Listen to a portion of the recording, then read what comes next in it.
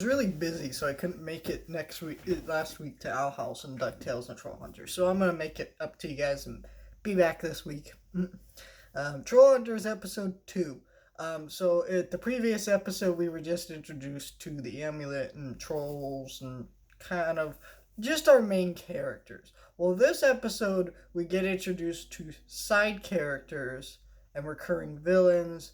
We get introduced to Troll Market, which is basically this place underneath Arcadia where all the good trolls live.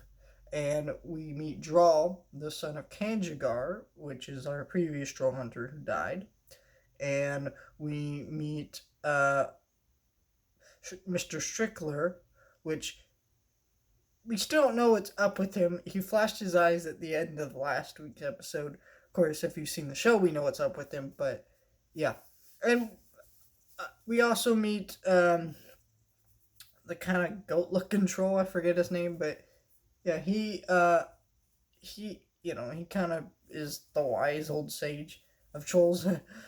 But yeah, I mean, this episode is really just to introduce all this stuff and show the training that Jim is going to go through and things like that as a troll hunter, and see how other trolls react to the fact that he's a troll hunter, because it's been stated many times he is the first, and so being the first, there are characters that aren't going to be responding to this very well. And the best character, I think, in the show, who has one of the best character arcs, is Drawl. Drawl is the son of Kanjigar. So, of course, after his father dies, he thinks he is rightful to the amulet, but because it was his father's. But Jim gets it instead. And so he kind of slowly morphs into an ally of Jim until spoilers happen. But yeah, it's a great character arc. It's phenomenal. And yeah, I'm a big fan of that character arc and where that goes.